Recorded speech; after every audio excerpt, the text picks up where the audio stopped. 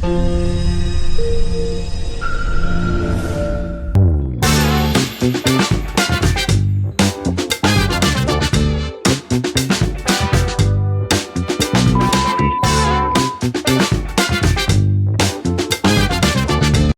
Sobat Cindo dimanapun berada, selamat datang di Podcast Cindo, Cerita Insan Pendidikan Wong Kito Galo, persembahan dari BPMP Provinsi Sumatera Selatan. Kali ini saya Kadian akan menemani Sobat Cindo untuk ngobrol hangat, santai, tapi penuh makna. Sobat Cindo, saat ini kita dihadapkan pada tantangan penguatan karakter yang tidak mudah. Dimulai bagaimana anak yang kurang tangguh menghadapi tekanan, isu-isu kesehatan, paparan konten negatif, serta ancaman kejahatan online. Oleh karena itu, regulasi baru Permendikdasmen nomor 6 tahun 2026 dan pedoman BSAN Kepmendikdasmen 17 tahun 2026 telah hadir untuk memastikan satuan pendidikan mewujudkan budaya aman dan nyaman yang melindungi fisik, psikologis, dan sosial anak.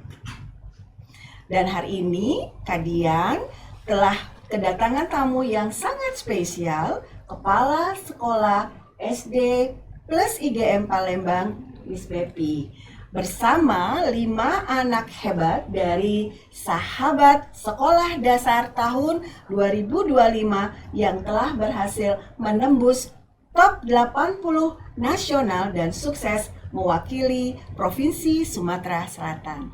Apa kabar semuanya? Baik, Iya, terima kasih telah hadir ke BPMP Provinsi Sumatera Selatan. Dan luar biasa sekali kita, Miss Mevi, senang banget bisa ngobrol di ruang podcast BPMP Provinsi Sumatera Selatan. Boleh sapa dulu Sobat Cindo di rumah, Miss? Ya, terima kasih Bu Dian. Halo Sobat Cindo Wong Kito Galo, senang sekali saya bersama dengan anak-anak hebat perwakilan Sahabat Sekolah Dasar Nasional Provinsi Sumatera Selatan bisa hadir di sini. Sesuai dengan komitmen institusi kami selalu berupaya mendampingi tumbuh kembang anak-anak sepenuh hati dengan penuh cinta. Iya, Miss Mepi, sebelum lebih lanjut mendengarkan cerita seru dari SD plus IGM Palembang, mari kita simak video profil SD plus IGM Palembang berikut ini. Sekolah yang aman dan nyaman bukan sekedar impian. Ini adalah budaya yang dibangun dari hati untuk setiap anak yang belajar dan bertumbuh di dalamnya. Di SD Plus Indo Global Mandiri, budaya sekolah aman dan nyaman menjadi sebuah komitmen menyeluruh untuk menjamin kebutuhan spiritual.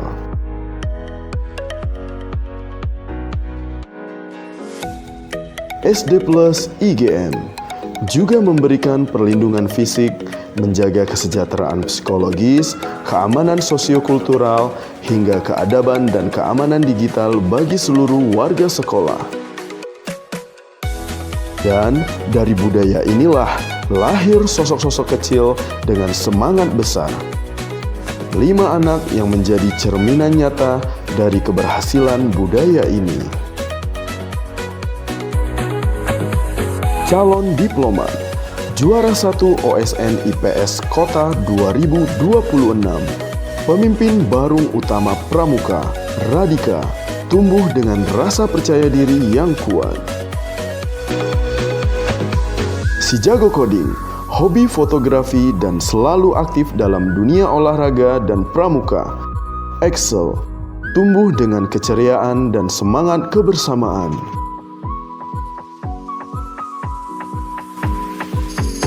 Suraya, gadis manis duta literasi serta peraih medali emas Olimpiade ini juga tumbuh dengan rasa ingin tahu dan semangat belajar yang tinggi.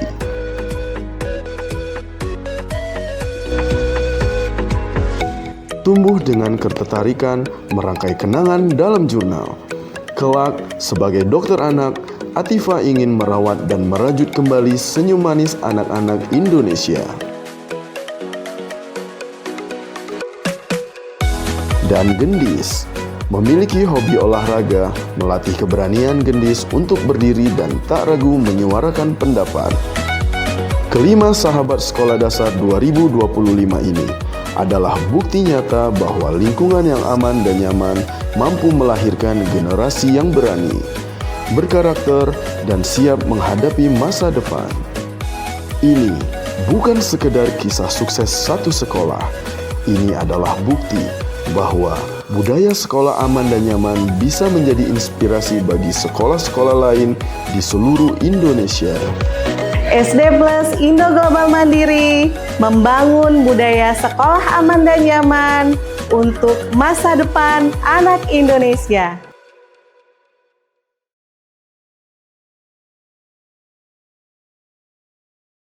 Luar biasa sekali, tadi kita sudah menyimak beragam program dan profil sahabat sekolah SD dari SD Plus IGM Palembang. Nah, Miss Mepi, dari program-program yang sudah kita cermati di SD Plus IGM Palembang, Miss Mepi, kita bisa menghubungkan dengan paparan resmi dari Pusat Karakter dari Kemendikbudrismen, di mana program budaya sekolah aman dan nyaman mendorong sekolah untuk melakukan pemantauan, mencegah, dan juga menangani berbagai kerekanan anak di era digital.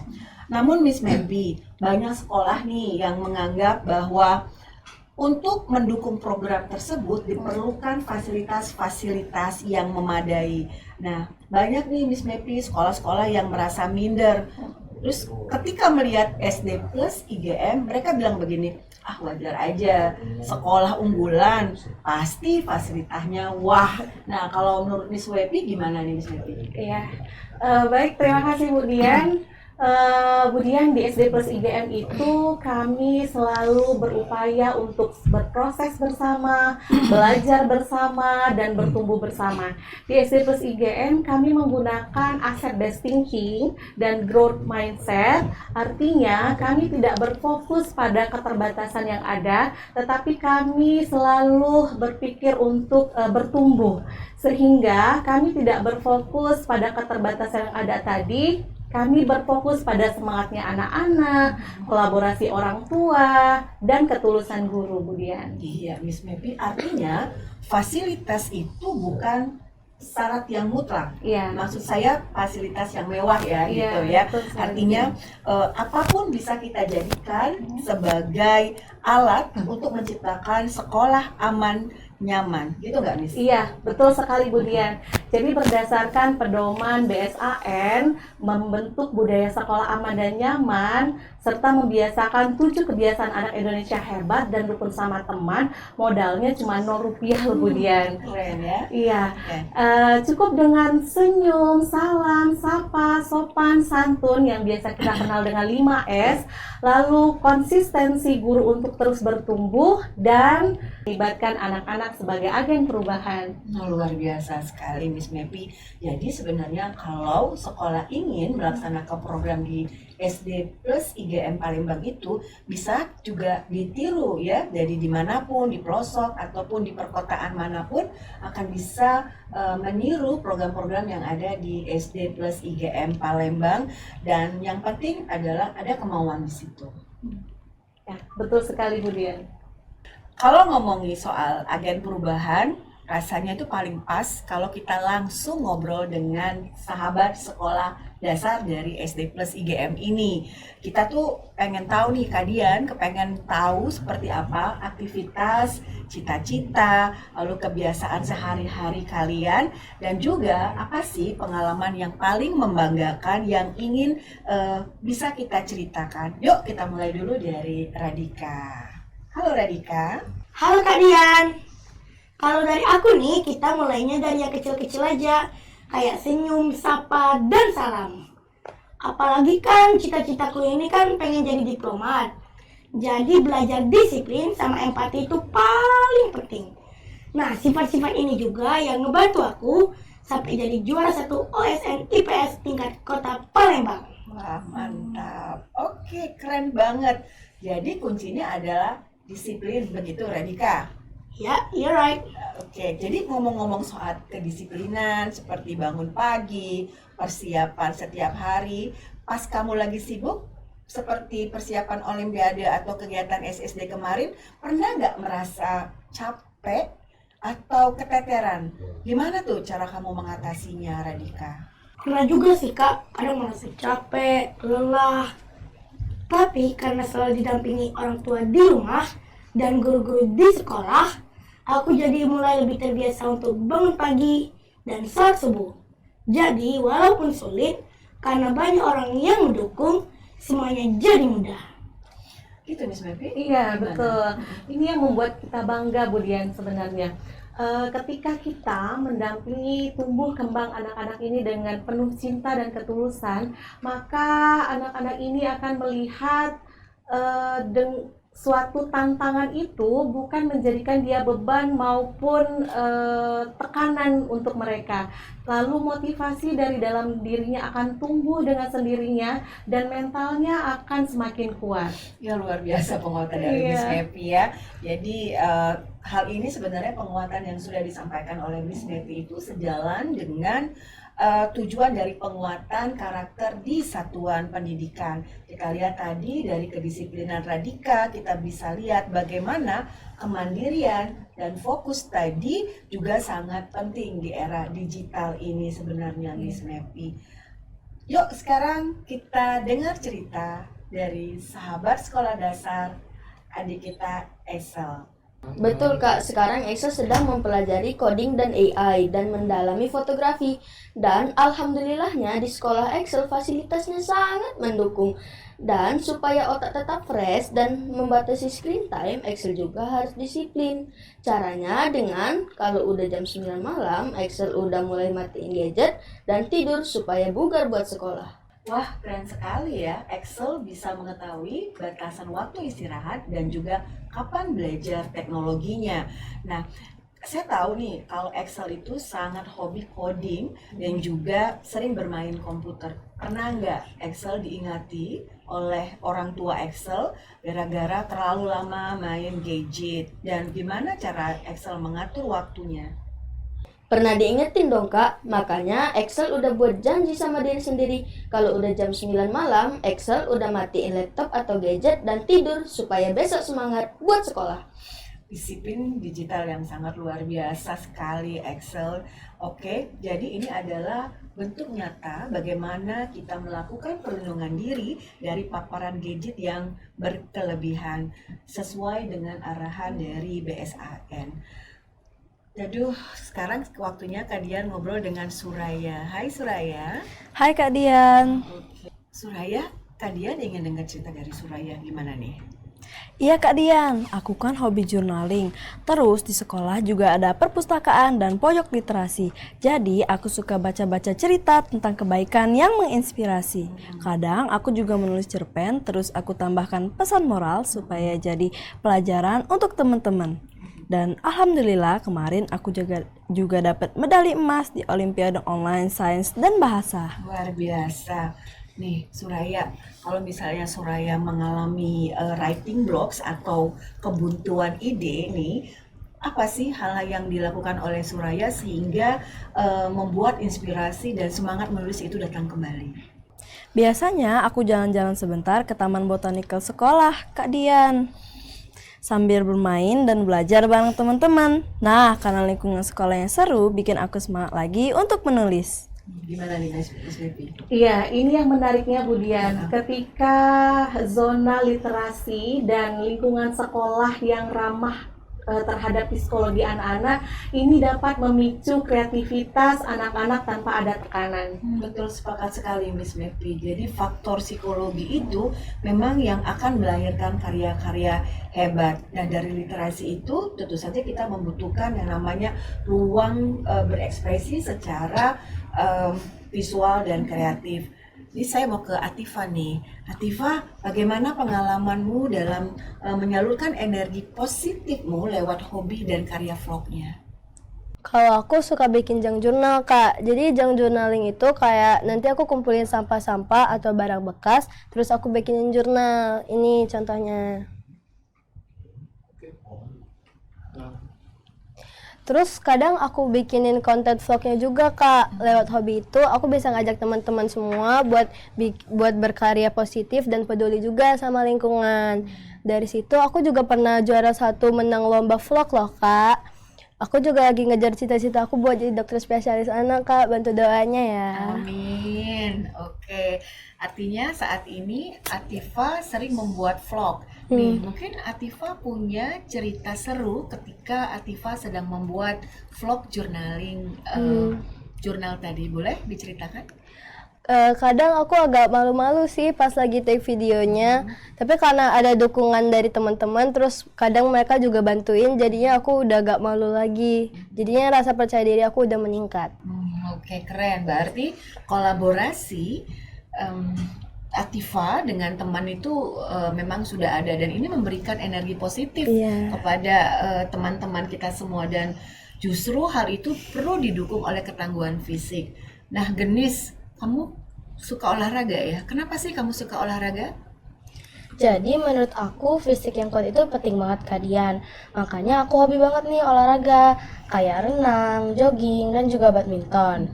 Nah, aku juga suka ikut olimpiade akademik Kak. Makanya aku mau latihan secara fisik dan mental. Jadi aku siap buat kompetisi-kompetisi lainnya. Genis, jadi banyak ya ini lomba-lomba yang sudah diikuti oleh Gendis. Kira-kira kalau pas Gendis deg-degan, apa sih pesan yang disampaikan oleh guru-guru supaya Gendis itu tidak gugup lagi? Jadi guru-guru itu selalu ngajarin kita buat berdoa sebelum mulai. Dan ingat kalau menang kalah itu biasa. Yang penting kita sudah berusaha jujur dan sportif. Oke, Miss Mevi gimana nih? Iya, jadi dari cerita Radika, Excel, Atifa, Suraya, dan Gendis, ini membuktikan loh Budian bahwa 7 kebiasaan anak Indonesia hebat bukan hanya sekedar slogan di diri mereka, tetapi menyatu dalam keseharian mereka dan nampak dari aktivitas dan cerita yang mereka ceritakan hari ini. Ya, luar biasa sekali.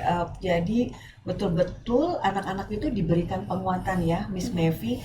Jadi kalau kita sudah dengar jadi perjalanan dari 5 anak hebat top 80 nasional sahabat sekolah dasar tahun 2025 ini membuktikan bahwa ketika sekolah memberikan ruang aman dan nyaman akan mendorong anak-anak tumbuh menjadi agen perubahan yang sangat inspiratif. Sobat Cindo, tidak terasa kita sudah di penghujung acara perbincangan hari ini, membuktikan bahwa budaya aman dan nyaman atau yang kita kenal dengan BASN berdasarkan Permendikdasmen nomor 6 tahun 2026 dan 7 kebiasaan anak Indonesia hebat serta gerakan rukun bersama teman bukanlah hanya sebuah teori apabila itu di SD plus IGM Palembang, di mana justru program tersebut adalah nyawa yang bisa dihidupkan oleh sekolah manapun di seluruh provinsi Sumatera Selatan.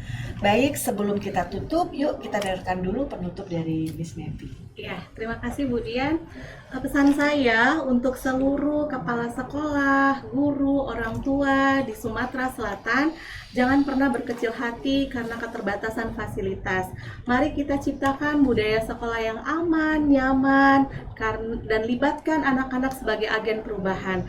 Karena masa depan bangsa bermula dari sekolah yang aman, nyaman, dan membahagiakan. Luar biasa. Terima kasih Miss Mevi, Radika, Axel, lalu juga Suraya, Atifa, dan juga Gendis atas inspirasi hari ini. Nah, Sobat Cindo, Wong Kito Galo, dimanapun berada yang terinspirasi dengan obrolan kita hari ini, yuk like, comment, dan subscribe, dan bagikan podcast ini ke rekan-rekan guru dan orang tua lainnya. Jangan lupa juga mengunjungi kanal media sosial resmi BPMP Provinsi Sumatera Selatan untuk update informasi pendidikan terbaru. Sampai jumpa di episode Podcast Cindo selanjutnya. Podcast Cindo, Cerita Insan Pendidikan Wong Kito Galo.